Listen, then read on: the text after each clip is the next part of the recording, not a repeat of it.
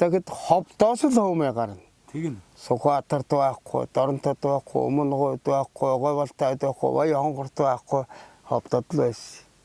Тэгээд одоо яг тэрний бас хүндлээд одоо нөө өв тээгч гэдгийг. Тэгээд нэрлж байдгийг намайг. За таач бас тэгвэл бас их олон төрлийн одоо зүйлийг бол тэгэл хүн настай залууд сониуучхан ч гэдэг юм уу. Тэгээд юм оролдоод үзэж болох нь үгүй юу гэдэг байхгүй. Тийм л багын л одоо залуу насны л юм. Одоо бол нэг мундаг биштэйгээд явж илүү байдаг. За бас сайхан түүх байна. За таа ч бас нөгөө байгаль орчны чиглэлээр ажиллаж исэн гэж түрүү ярьлаа шүү дээ. Тэгсэн. Бас хэдэн жил ажиллаж байв. Одоо нөгөө байгаль орчноо хамгаалах гэхэр ч одоо энэ сайхан хайханд чинь бол миний сонсноор бол аргалуу тэ янгир бас байдаг гэж одоо ч байгаа. Тийм. Тэгэхээр энэ сайхан хангаа амьтдыг бас хамгаалах тал дээр бас та бол гар бие оролцож л байсан. Оролцож байсан. Тэр үед бол тухайга жоохон ярих уу? Тэгье. Ер нь миний тэр ажиллаж явах үед бол ийм дүрм журамтай байлаа. За. Байгаль хамгаалагч гэж байсан тэрхэн үед нь юу байсан?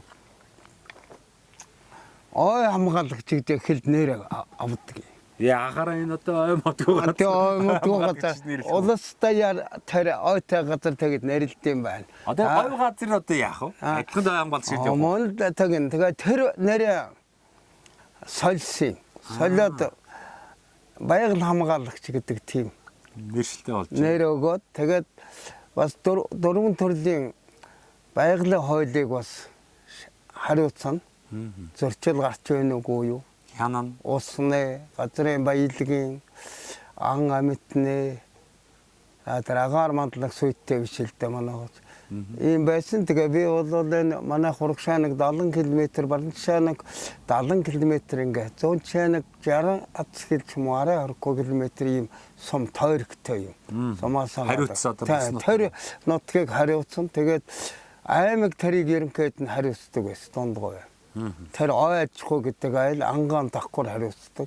Тэгээд байгаль хамгаалагч үүргээ өгдөг. Одоо тийм юм гэдэг. Удирдлагын чанартай хавар юм бол одоо тэр бас юу түүн. Байгалийн дагалт ашиглана гэдэг нэг ургамал өөр түүдгийг. Хайлаас, буйлс. Тэгээд шачи юу гэдэг вэ? Тэгээд дагалтад нэг их мундаг ороод байх юм байхгүй. Бас гоёо гэдэг нэг ургамал байдаг. Гоёог бас тууж өгдөг, бэлддэг. Тэр давхар үүрэгтэй. Мод үржүүлнэ. Тэгээ би энэ баруун хуулаардаар нэг мотортой ходог гаргуулад. За. Жаахан ногоо тариад. Танд улаас тарьж ирсэн би. Улаас бол их хурд урган, говь нөхцөл шилэхгүй, усалвай бол урган. Би нэг 2 жил гараа тариад нэг 4 метр өндөр болж ил байсан юм. Тэгээ сүүлдэж тэгсгээл засаг төр өөрчлөхийн дээр бүх юм жаахан сулраа явцсан байхгүй юу? Зөв. Тэгээ байгаль хамгаалагч чинь нэг хариуцлага муутай тэрийг нэг салинжуулж байгаа юм байхгүй. Над нэг 100 төгрөг өгдөг байлаа сард. За. За тэгээд өөрийнхөө хувийн мотоциклээр явна л да. Урагшаанд 70 км хайчих гэж явах үйл урдлын уулаар явж замд нэг хэдхэн жоох уул байдаг. Тэрнийхээ даргал янгэр байна. Тэрийг бас харж хандан цаад тал говь руу цагаан дээр хар сүлттэй. За тэрийг харж хандан.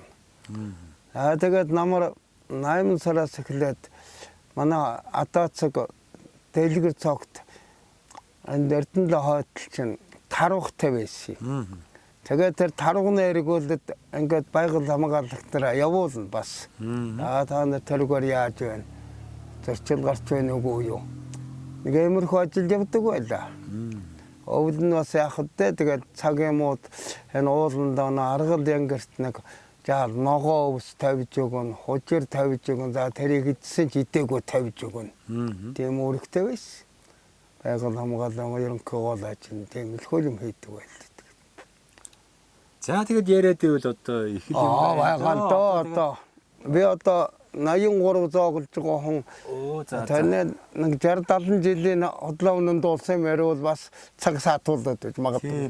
Тий. За ингээд бас шүн өрөөч болсон байна. Ингээд ерөөхдөө яриагаа өндөрлөе. Ингээд танд бас сайхан боломж олгын завшааныг ашиглаад цэнхэр дэлгэцээр таныг таньж мэддэг ах トゥ төрөл төрөсөд энэ сайхан нутгийн уугуул суугуул зон олондоо нийт 21330 суманд одоо байгаа таныг одоо таньж мэддэг бүх хүмүүстээ энэ нэвтрүүлэг гарах өдрийн чин сэтгэлийн мэдлэгийг та хүргээч.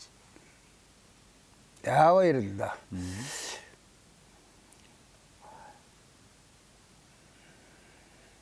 Мэдчилгээ хүрэх үү? Хүргэе. Арай хүлээгээд байна шүү дээ. Тий. Одоо би байгаль хамгаалах чиглэлч бас нэг тийм дамжаан курс гэж ажилладаг байсан. Хотод очино. Зүг. Юун дамбад оржоод очиод мод суулгацсанд нь оролцсон заалган барина. За тэр 70-80 оны үед байгаль хамгаалах ажилд оролцож байсан. Тэр курсэд сууж цог байсан хүмүүсүүд амьд сүрэн байна уугүй нэг над шиг өвчл байд. Бас байгаа л бах. Тэр хүмүүс амьд сүрэн байдаг бол би энэ цэнхэр дэлгэц надад нэг удаа тохиолдож байгаа нь энэ. Энэгээр дамжуулаад баярын төргөе. За. Миний бас одоо 60 70-аад оны үед одоо орон сайхан ч гэдэг нэрээр улстай онгоцож улсынхаа бас чатруудыг хэсэг тайзан дээр нь гарцсан хуймаа. Энд хамт явж байсан сайн дурын орон сайханчдаа бас энэ завчааныг тохиолдуулж амар мэнд байгаагийнхаа баярын мэндийг хүргье. За энэ эх орныхон 21 аймгийн 330 сумынхан иргэдтэй уулзаж нутаг усын үзэж хөдөө нутагтаа сумандаа их сайхан амьдрахыг одоо ингээд уриалж явж байгаа танд баяр хүргэе. Цаашдын чинь ажил амьдрал улам өргөжөж сум болгон сайхан хөгжөөсөө гэж ерөөе дөө. За баярлалаа ерөөл Батар шигээ. Талархлыг хэлэхгүй бол энэ чинь төгсгөл нь жаахан шингэрээ явж шүү дээ. За. Би таныг бол их харддаг юм аа. Ираад байдгийн хантын үнтэн тэр явж байгаа. Тэгээд янз бүр яриа. За баярлалаа. За баярлалаа.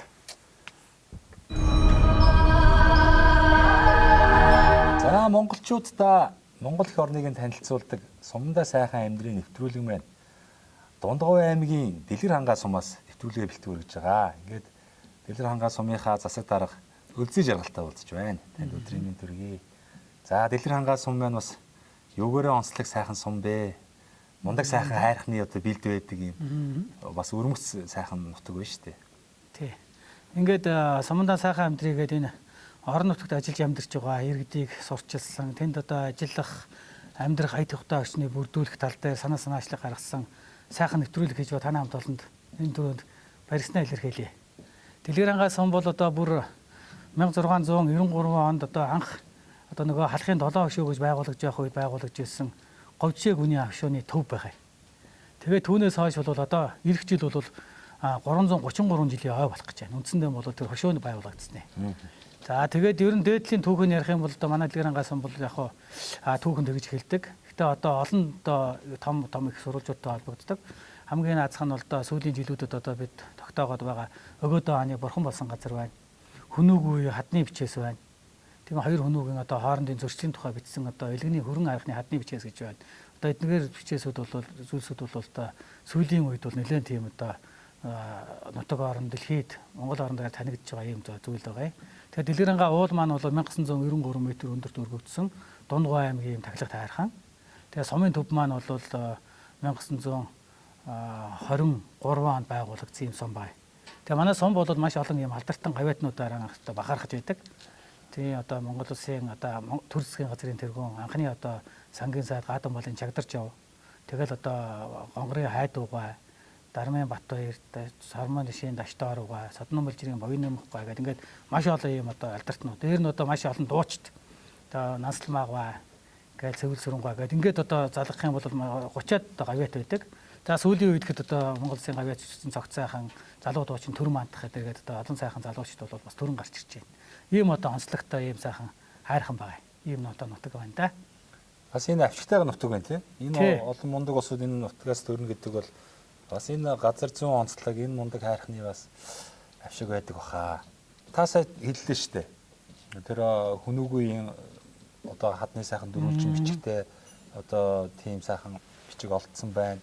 Тэгээд одоо өгөөдөө хааны одоо бурхан болсон газар тийм ээ. Гэх мэтлэн одоо нэг түүхэн аялал жуулчлал магадгүй энэ бүс нутаг руу бас хөгжих бүрэн боломжтой. Мэдээж хэрэг аялал жуулчлал гэхээр нөгөө дотоодынх нь бол яг хөөрхөн ингээл тэ таарсан унаандаа суугаад явдаг л бах. Гэхдээ бас гадны том зах зээл байгаа шүү дээ. Энэ говийг үзье. Энэ Монголын онгон дагшин байгаль үг түүхийг сонирхох гэсэн асар олон сонирхол байна. А энэ одоо ялангуяа өмнө говь чиглэл рүү гаднаас ирж байгаа жуулчдын 70-80% нь говийг үзэхгүй явж чинь. Гэтэл одоо энэ бүс нутгаар дайр өнгөрөөл байдаг. Энэ дунд говьчууд яаж энэ урсгалаас бас энэ дунд говийнхаа энэ гой сайхан газруудыг үзүүлэх вэ? Энийг хэрхэн яаж сурчлах вэ гэж та бас бодож байгаа бох тийм. Ер нь одоо би Сумынхаа ерөнхий хөгжлийн одоо 24-өөс 28 онд хэрэгжүүлэх хөгжлийн хөтөлбөрөө ингээд бид боловсруулаад явж байна. Тэгээд энэ дотор бол аялал жуулчлалын хөтөлбөр гэж одоо тусгаас юм хөтөлбөрийг одоо бид боловсруулж байгаа. Тэгээд тэнд юу байх вэ гэхээр одоо түрүүний миний хэлдэг өгөөдөө хааны бурхан болсон газар гэхэд одоо ямар очигтэй тийм ээ. Одоо сайхан аваанаас хойшоогоо байдаг Шаазаа хотын төөргээд байдаг. Тэрнээс урагшаагаан одоо 2 өдөрчийн газар шахах дан хийж яваад одоо өтгөн холон уулын ар дээр бурхан болваа гэсэн юм одоо үг өгүүлбэр байдаг учраас тэр бол яа харахгүй холбогдож байгаа. Тэгээд Дэлгэрэнгаа суманд одоо ямар аялал жуулчлал хөгжих боломжтой байна гэхээр ерөөсөө энэ энгийн малчин айлын аж амьдралыг үзэх. Одоо малчин айлд одоо 1 2 3 хонох тийм ээ. Тэр ааруул цагаа гэдэг яаж хийж гэн малгааны арга туршлага нь юу байна гэдэг одоо яг тийм нэг эко тийм аяллыг зохион байгуулах боломжтой. Энийг ч одоо манай ерөнхий боловсролын сургуулийн хамт олон эдгээр зохион байгуулалт явдаг. Олон одоо сурагчид хүрэлцэн ирдэг. Айлууд дээр одоо бас одоо гэр бүлээрээ хүрэлцэн ирдэг ийм зүйлсүүд бас байгаа. Тэгээ нэгэнтээ хэлжсэн л да манай одоо төрийн шагналд ардын орцоод очтойроо бол Дэлгэрэнгаа уулан дээрээс дэлхийн бараа харагдана гэж. Тэгээ Дэлгэрэнгаа уулан дээр 4-р ангидан байхдаа орой дээр нь гараад бол тэгж хэлжсэн гэсэн. Тэгээд ангийнхан хөлтөө дэлхийн бараа харагдана гэж юу вэ шоолж байсан гэж. Тэгээ ер нь бол ягаад ч юм нэрэн Дэлгэрэнгаа уулан дээр гарсан юм бол ажил мөрөөсөл сайхан биелдэг. Тэгээд ер нь энэ орой дээр гарахлаа ерөөсө хаашаа 200 км бол нүдээр харагддаг. 3 сайхан бол нүдээр харагддаг. Ийшээ одоо Арц богод 2 богод өвөр ангаа тийм ээ Баян хонгорын 2 богод хайрхан бол нүдээр харагддаг. Гэт ийм сайхан хангалттай. Тэгээд бол хүмүүсийн одоо нэг хараа нуужим тэлж одоо бас бодох санаахан цэгцэрдэг ийм талтай байх бас боддөг юм. Дэлгэрэнгаа сум маань одоо одоогийн байдлаар хүн ам, ичнээ хүн ам байна. Бас мал аж ахуй бас тий ямар хөө байдаг талаар. Манайх нэг 1130 гарын хүн амтай. 698 өрхтэй. За малын тоо бол энэ жил бол 185 мянган мал тоолуулсан байна. Тэгээ тэр дотроос бол яг ямаан сүргэн хараад авамгаа байна. Тэгтээ одоо говь бүс нутаг бас тодорхой хэмжээнд байж гүйсэн тэмээр үгүй нэлээд гарч байна. 5000 гаруй тэмээтэй. Бид бол нэг тэмээ дэд хөтөлбөр гэдэг их уулын тэмээч гэсэн хөтөлбөр хэрэгжүүлээд ажиллаж байна. Саяхан одоо тэмээчдийн баярыг зохион байгууллаа. За ер нь цаашдаа нэг ингэний сүүн бүтээгдэхүүнээр одоо жижиг дунд үйлдвэрлэл бий болгох одоо нэг ингэнийхэн сүү бакетлах тийм ээ дээрэс нь одоо нөгөө ингэний хоорм гэх ингээд нөгөө литрээр байх юм уу 200 грамаар тодорхой савлгаа ягаад зах зээлд борлуулах одоо хамгийн наазах нь үдийн цайныхаа хүүхдүүдэд өгөх одоо Донгой аймгийн хэмжээнд сүү хөтөлбөрөөр хэрэгжиж байгаа л да. Тэгээд тэнд бол нэгээс одоо 5 дугаар ангийн хүүхдүүд ууж байгаа. Энэ жил бол дээшгээ ахлах ангийнхан ууж хэлж байгаа. Өдөр болгон одоо 200 г сүү ууж байгаа. Тэрэндээ бол одоо ингэнийхэн сүүг өгөх ийм одоо бас имийг одоо хэрэгжүүлэх явж байна. Ер нь бол ингэний сүүний ач тус бол маш өндөр. Зүгээр одоо нөгөө нялх хүүхдүүд ингэний сүү өгөхөд бол ямар их бандаагаал таргалаад цавцгаа малдаг лээ тийм ээ. Бусад малын сүүнээс хамаагүй илүү юм өрөөгөөчтэй байдаг. Тэгэхээр бид бол ингэний фермер байгуулахар зарж байгаа. Та сая хэллээ шүү дээ. Ямаан сүрэг бас нэлээд олон тоогоор байдаг гэж байна. Ямааны ч юм сүү бол бас маш их ашиг шимтэй гэдгийг бол бас хүмүүс мэдчихэж байгаа тийм. Ямаагаа бас ард иргэдмэн хэр сааж байна. Тэр сүүгээр одоо тийм ээ бүтээгдэхүүн бас хэр зэрэг хийж байна. Ер нь манай малчид сүүлийн жилүүдэд ялангуяа цагаан эдэний үн харьцангуй бас өсөж байна. Их өндөр болоод шүү дээ. Тэрийг дагаад бол малчид маань бол бас ямаагаан саадгүй ч одоо ингийн саадгүй айл зөндөө байсан. Одоо бол эргээд бол бас энэ чинь бол бидний одоо ингээд үндсэн одоо мах за юунаас гадна ноолуураас гадна бол сайн сүүл гэдэг чинь нэмэлт орлого юм байна тийм ээ. Энийг бас ойлгодог болоод ямаа малаа тэмээ үхрэн бол маш их саадаг, цагаадаа маш сайн боловсруулдаг юм болж байгаа. Ер нь одоо аймгийн хэмжээнд болдог, сумын хэмжээнд болдог үзэсгэлэн худалдаа, яармаг худалдаанууд бол манай малчд бол маш гоё бүтээгдэхүүнийг хийгээ. Тэгээд өөрсдийн гэсэн юм бэрээлийн савлгаатай ийм болчихсон түүнийг ингээ борлуулаад явж байна. Дэлгэрхангай сумын хүн амын даац ер нь хичнээн хүнтэй болох боломжтой вэ? 10,000, 20,000, 30,000, 40,000. Тий. Ер нь бол мал сүргийн хувьд бол яг хамгийн дээд нь бол нэг 210,000 доллар хүрж исэн юм байна лээ. Тий. Тэгээд тэрнээс хойш бол ингээд цуд зурхны уялдаа холбоогоор ингээд жоохон буурсан. За мал сүргийн хувьд бол энэс их олон болгох нь бол бас зохимжгүй гэж үзэж байгаа юм. Ялангуяа ингээд нөгөө тусгай хамгаалалттай бүс нутаг болго дэлгэрэнгаа уул руугаан болвол мал цөөн оруулж хороо бус баг байх нь бол тэнд байдаг нөгөө байгалийн баялаг, ан амтан, аргал янгар маш олон төрлийн амтд байгаа байхгүй юу. Тэдэрт маань ээлтэй. Тэрлүү их олон ингээд айлуу шавж ороод байхсан мал тэдэрт маань ээлгүй болоод ингээд нөгөө ан амтд маань цөөрөөд ингээд байгаад байгаа. Хүн амын хувьд бол манайх өнөөдрийн байдлаар бол одоо сургуулийн хүчин чадал, хүн эмнэлгийн хүчин чадал, бусад соёл үйлчлэгээний хүлээж авах хүчин чадал бол одоо хангалттай одоо нэг дахин хүний амаа үржүүлсэн ч гэсэн бүрэн боломжтой. Хүн ам өсөгдсөн маань нөгөө сум орон нутгийн одоо эдийн засаг эргэлт юм ам сайжирч байдаг учраас бид бол одоо нээлттэй аль болох одоо энэ орон нутагт ажиллаж амьдрах сонирхолтой иргэдийг бол маш дуртай хүлээж авч бүх талаар одоо дэмжин ажиллана л гэж. За хүн амаа өсөхийн тулд ажлын байр одоо бий болгох шаардлага гарна. Танаас сум дээр ажлын байруудыг бий болгох, жижиг дунд үйлдвэрлэлүүдийг дэмжих чиглэлээр ажлууд ер нь хэр явагдаж байна? Ер нь одоо яг уул уурхай бол бас тодорхой хэмжээнд байна манай дэлгэрэнгаа бол. Гэхдээ уул уурхайгаас өгж байгаа ашиг тус өгөөж нь бол тийм их одоо хангалттай бус. Гөлтгөн гэдэг одоо түүх байгалийн баялагийг бол олборлдог. Цементний одоо 5-6% нь ордог юм бүтээгдэхүүн байдаг. Тэгээд яг уу Монгол улсын бүх одоо цементний үйлдвэрлэл манай дэлгэрэнгаас мөн гөлтгөнийг бол ашиглаж байна л да. За энэ бол яг уу хоёрдугаар асуудал. Нэгдүгээр асуудал нь бол манайх ерөөсөө малын гаралтай түүхийд одоо боловсруулах, түүнийг сайжруулах, одоо зах зээл борлуулах байгаа. Махан гэхэд одоо бид нэр иргэд бол яг санаачлагаараа одоо 2-3 өрх бол ингээд контейнер бариа, түүнийг ингээд огчуудаа хөлдөө хцоор хийгээд ингээд махан одоо хураагаад, савлаад ингээд борлуулж байна. Энийг бол бүр нэмэгдүүлэх хэрэгтэй. Бүр үйлдвэрлэлийн чиглэлд оруулаад бүр ингээд дэлгэр хангаа мах ингээд сайхан ингээд хайрцаг савлаа, баглаа авалтаа болгоо явах юм зорилго байна. Цаашлаад энэ одоо үнгүүдж байгаа хоньны нөхөй гэж зүйл байна. Хоньны нөхөй бол үйл хаврын цагт ингээд ерөөсө хогийн савн дээр хог дээр ингээд хамгийн их хог болчихно. Энийг бид бол одоо нэг одоо сая ингээд хоньны нөхийг хяргадаг. Тэгээд одоо нөгөө юу яадаг бийж бүрэн юм тоног төхөөрөмж бол бий болсон авсан байгаа. Тэгээд тэрийг ашиглаад бол бид бол одоо эхний ээлжинд бол малчтынхаа хоньыг харгаж байгаа. Тэгээд ноосыг зах зээл борлуулна. Нэг үйлчлэгээ болж байгаа. Нөгөө талдаа энэ хаягдаад байгаа нэхийний тодорхой өнөр худалдаж аваад тэгээд түүнийгээ ингээд нэхийгээ ингээд ноосыг нь сайхан харгаад авах юм бол цахилгаан машинаар нь харгаж аваад тэгээд ингээд зах зээлд борлуулах юм бол нэг одоо ноосноос хоньны нэхийнээс чинь 2 кг орчим ноос гарч шít. 2 кг ноос гэдэг бол зах зээлийн өнөр зүгээр суман дээр авч байгаа өнөр бол 7,000 төгрөг болж байгаа байхгүй юу?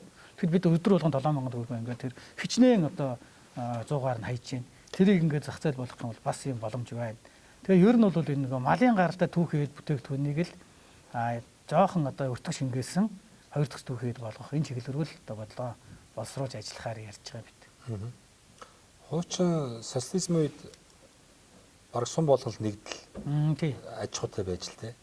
Тэр үед бол одоо харьцангуй одоогийн 70-80 саяыг бодвол нэг 20 гаруй сая л малтай л байсан шүү дээ. Тэгсэн. Тэгэхэд тэрнээс чамгүй их одоо өснөөс бүх юмыг англиар сайхан тийм ээ аж ахуйгаараа дотоод болон гадагшаа экспортлол одоо ингээ явуулдаг л байж л те. Би 290 сумаар явлаа. Тэгээ олон сумын удирдлагууд, ард иргэд бас нэг тийм санал санаачлал гаргаад байгаа. Одоо бол яг хоршоолох хөдөлгөөн гэж сая явуулчихлаа шүү дээ. Урд нь бол хоршоолох хөдөлгөөн гэж бас явуулж исэн. Ноосны урамшуул гээл тэгэл борооны мөг шиг маш олон хоршоонууд гарч ирээл урамшуул нь байхгүй болон бүгдээрээ байхгүй болол ганц нэг үлдсэн хоршоонууд нь болохоор нэг ченж маягтай нэг хитгэн усууд ашиг хүртдэг. Бусад хоршооны гишүүд нь олигтой ашиг гэдэг юм байхгүй нэг ийм л тогтолцоонд орцсон байсан шүү дээ. Одоо бол ингээ хоршоолоод ингээд бүлэг айлаар нь нийлүүлээд явж байгаа дэвшилттэй. Тэгвэл бүр одоо нэг сайхан зүйлх юм бол хуучин нэгдэл шиг тийм том аж ахуйнуудыг сум дээр байгуулъя. Тэр нь одоо орчин цагийнхаар бол одоо компани хамгийн зөв засаглал болох хувьцаат компани. Танаа сум одоо 1000 гаруй иргэд маань бүгдээрээ тэр сум дээр байгаа тэр аж ахуйн хувьцаа эзэмшиж шүү дээ. За яг тэрний эхлэлийнхэн анхан шатны их усрын улсаас өгж болох юм. За ус өгдөг юм а гэхэд сумын нөгөө хоршооны биш сумын хувьцаат компани одоо гишүүд маань бүгдээрээ нийлээд дундаасаа ингээд хөрөнгөө босгоод одоо нөгөө нэг малын гаралтай хуучин нэгдлийнхаа системээр юм хийчих штеп. Тэгээ магадгүй жилийн эцээр сумынхаа 1000 хүндээ тэ төрсөн жоох хүүхэд байдаг юм уу ахмад буурал бүгднийхэн дансанд нь хийчихье. За сайхан хурлаа хийж агаад хідүүлээ дахиад өшөө томрёо өшөө гоё бүтээгдэхүүнтэй болъё гэдэг өшөө цэхүүд бий бол байгуулж болох юм нөгөө хоригдлаараа тэ. Яг ийм хүү зарчмаар нэг хэдэн жил явчихад Монгол орны эдийн засгт маш их одоо өгөөчтэй 330 хувьцаат компани сум болгон дээр ингээ бий болчих юм бол тэгээ тэрнийх нь үр ашиг зөвхөн нэг хүн эзэн хүртдэг биш сумын бүх ард иргэд хүртдэг. Ийм системлөө орчвол их одоо амархан одоо хөгжиж болохоор гэж их хүмүүс ярьдгийн. А таны хувьд бас ийм боломж болцоо байж болох уу? Ер нь яг ийм зүйлийг бодож байгаа. Жишээ нь одоо яг худалдаа авахт хууль ингээд төрийн одоо энэ дүрм журм жоохон хэцүү байна. Ер нь бол одоо юу гэдгийг нэг хоршоо тэр сумынхаа одоо нөөцийн өвсгөл бид нар ингээд жил болгон тендер зарлаад тодорхой өвс авч шít. Тэрийг одоо нэг хоршоо одоо нийлүүлдэг ч байх юм тийм ээ. Тэр нь одоо хөөхөн сум орон нутгаас дэмжлэг аваад нэг компани дараактаар одоо юм бид нар нөгөө малын талгаан татвар байна, орон нутгийн хөгжлийн самбаны тэрнээс ингээ аваад дэмжлэг үзүүлжтэй. Тодорхой газрын шийдвэрийг өгчдөг. Тэгээд тэрийг нь буцаад хараалтын модоо ингээ сумынхаа нөөцөнд авчдаг. Ийм байдлаар явбал бас болохгүй юм байхгүй байхгүй юу. Гэтэл бол гол юм нь бол зөрчилж байгаа юм нэг байна гэхлээр нөгөө төрийн хөдөлთა авах үйл ажиллагаан дээр бол нөгөө нээлттэй тендер зарлцдаг тийм ээ. Тэгээд хангаан бус тарьж байгаа ургамал говь тарьж байгаа хоёр зардлын хувьд бол ямар гарах вэ тийм ээ мэдээж ойлгомжтой. Хоёрдугаар заавал нөгөө нэг туршлага морчлог тэгээ нөгөө тодорхой компани шалгууруу заагаад өгчдөг. Эдгэргээд иймнүүд бол байгаад байгаа.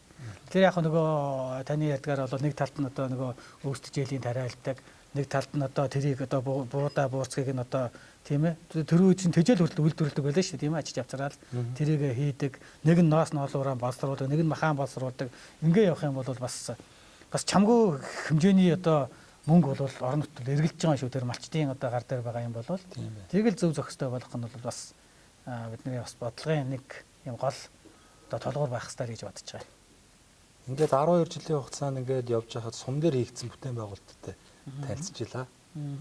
За яг тендер нэрээр тэгэл одоо тендер авч ирсэн одоо хотын компани ч гэдэг юм хаа нэг компаниуд ирээд хамгийн муу материалаар хамгийн муу юм хийгээд өгдөг, маш өндөр өгдөг. Тэгээ нөгөөх нь нэг хаврын салхи үзэхгүй юу тэгэл таран танигддаг. Тэгээ нөгөө компани ирж хайхаар нөгөө компани сүлдээ доктортой үйл ажиллагаа явуулдаг ч байсан юм уу? Эсвэл нэг баригаад авчирч өөрийнхөө нэр дээр оруулж мөнгө завшаад алга болсон ч юм уу? Нэг ийм л зүйлтэй тулгарч явлаа л та. А зарим нэг сум байна. За яг хууль хэдийгээр ингээд бүх зүйл ийм тендер явдаг байсансан зарим нэг сум дээр хийгдсэн аж ахуй аргаар сумын иргэдийн оролцоотойгоор хийгдсэн бүтээн байгуулалтыг би сарж явлаа. Маш бага зардлаар, маш чанартай материалаар маш гоё юм хийцэн үлдцтэй. Эргээд нөгөөтг нь янз бүр асуудал гарлаа гэхэд дэргэд байгаа бат нь биш үү? Хөөе бата чиний тэр гагнсан хаас чи ингэчлээ. Ийм. Өөртөө оролцож хийсэн учраас шал. Өгөөч нь юу гэхээр тэр хотын компани тэр хин нэгэн танил талаараа одоо юу гэдгийг нөгөө авилгал байдаг юм янз бүрийн аргаар ингээд тендер авсан хүнээс шал өөр байгаа байхгүй. Тэр сумын иргэд нь нутагтаа хийж болохоор маш сэтгэлтэй хийдэг юм байна. Тэгээд чанартай хийдэг юм байна. Тэгээд нутгийн хүний карманд мөнгө нь ордог юм байна. Өгөөчтэй байдаг юм. Тэгэхээр болж игэл одоо энэ нэг бас зарим нэг хууль тогтоомж журмууд одоо хөрсөн дээрээ нийцэхгүй байгаа хохиролтой байгаа зүйлсийг бол бид нар шударгаар өөрчлөх ёстой юм байна. Энэ олон сумын удирдлагууд ард иргэдсэн бас дээшээ санал хүрүүлдэг баг. Яг одоо энэ сумн дээр хийгдэж байгаа ажлуудыг бол тийм ээ болж игэл одоо сумын иргэд нь л хий. За бүр боломгүй бол одоо ядаж аймаг нь хий. За бүр боломгүй бол одоо өөрснөө гүйцэтгэх ажлын сумын иргэд нь хийг нөгөө нэг мундаг инженер байд юм уу нөгөө зааварчилгаа авах хүнээ урьж авчираад тэрийг цалинжуулж агаад өөрснөө хийчихье. Аж ахуй аргаар. Инх юм бол суманд үлдстэй юм а гэдэг бас олон сумын уулзсан хүмүүс илэрхийлж ирсэн.